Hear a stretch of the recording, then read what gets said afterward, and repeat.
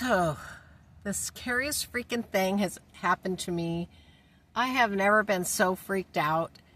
Over 8 years living in my minivan, this is the first time. Freaked me out. So, I went and did errands, did my laundry, came to the park because we have a huge storm that's coming. So I came to the park, and I was parked up front so I could get better solar. Put up my window coverings, and I generally don't park nose in, but it's at a park and there's hundreds of people here, and I pulled nose in. I'll never do that again. I didn't want the sun directly in my windshield. That's why I did that. So I'm just like, the side doors halfway open, windows are down. I got, some shears up, and I'm laying down, putting my legs up to help with the swelling, and doggone, I kept smelling this. The only way I could describe the smell, it smelled like patchouli oil and a porta potty. First time I smelled it, I thought, oh, no big deal. Someone probably just walking by. But I kept smelling it, and it was really strong. And,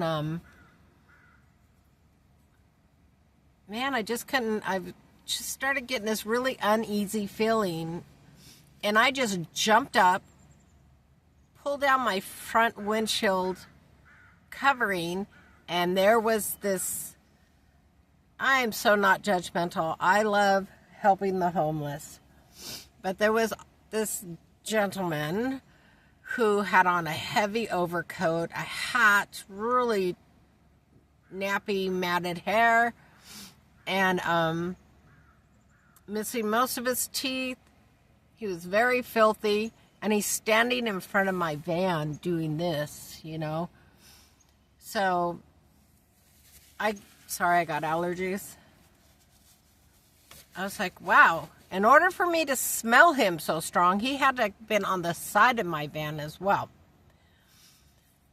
So I was like just ignoring him, and he's like walking a few feet away from my van, and then he's walking back up on my van and staring and glaring, and still not acknowledging him. I just want to get out of there. So made sure my doors were locked, started backing out, and he continues to approach my van, and then he tries to go to my side window, which I rolled up, and he's just like giving me this look, and then he's giving me this like smile.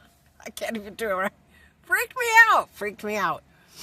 I've never felt threatened before. I felt threatened by him. I had no idea, nor did I want to know why he felt he could approach my van and why he could be so close to it that I could smell him. It was scary. It was truly scary. So I'm going to the back part of the park, and now I'm on edge. Now I'm like looking all around. Is he walking back to the back part of the park? I really don't.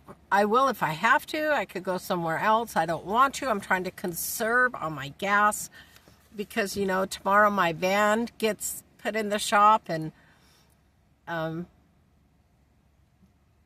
don't have money to just spend on gas like that. I know I'm babbling, but it just really shook me. I've been in my van a little over 8 years, and I felt uneasy in other situations before, but I've never felt threatened, and I truly felt threatened this time. Now, of course, back here, there's a couple people that are also van dwellers that are back here, so, I feel more comfortable. We see each other all the time, so I feel a little more comfortable with that, but yeah, I couldn't figure out what that smell, it was wretched. It was bad. And Yeah, that was the Lord telling me to move. I jumped right up and proceeded to move things so I could move my vehicle before I even knew what was going on. But the minute I pulled down that front covering, I was like, thank you, Jesus, for protecting me. Thank you. You know, and then as I was pulling out, I actually called my daughter, and we FaceTimed, and I turned the camera so she could see, and he was just standing there like this, just watching me the whole way, leave. And,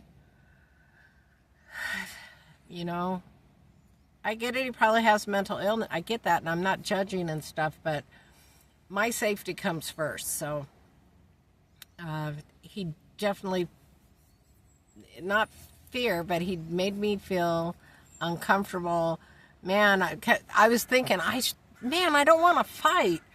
Now, I could throw down. Well, back in the day, I could. I don't know about now. I'm in my 60s, but man, I was thinking, seriously, that thought was like, I don't want to have to, like, whoop this dude,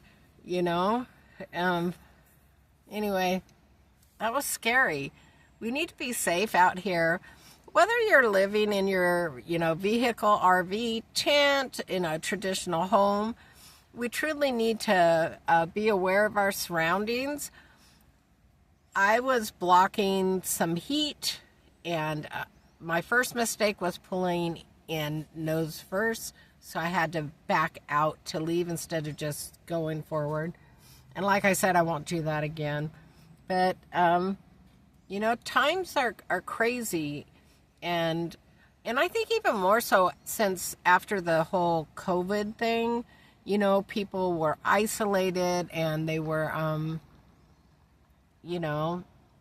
lot of people lost a lot. And then now people are going through and feeling like they're losing a lot again. So, I see fights inside of the grocery store now where I only would see that if they were fighting over toilet paper back in 2020. And so it's, tensions are high. It only takes one thing for someone to snap. So be aware of your surroundings, practice kindness, and just be safe. Have a safety plan. I know for me, I'm going to just, like I said, not park nose in again. I don't care. I'll just not park where I could get such good solar, I guess. I don't know. But I'm going to drink my water and try to calm down a little bit. It's been a little bit, like 45 minutes since that happened, and I'm still feeling the anxiety from it. But God protected me. Anyway, this is Gracie. Pray you have a great day, and I'll be talking to you soon. Bye.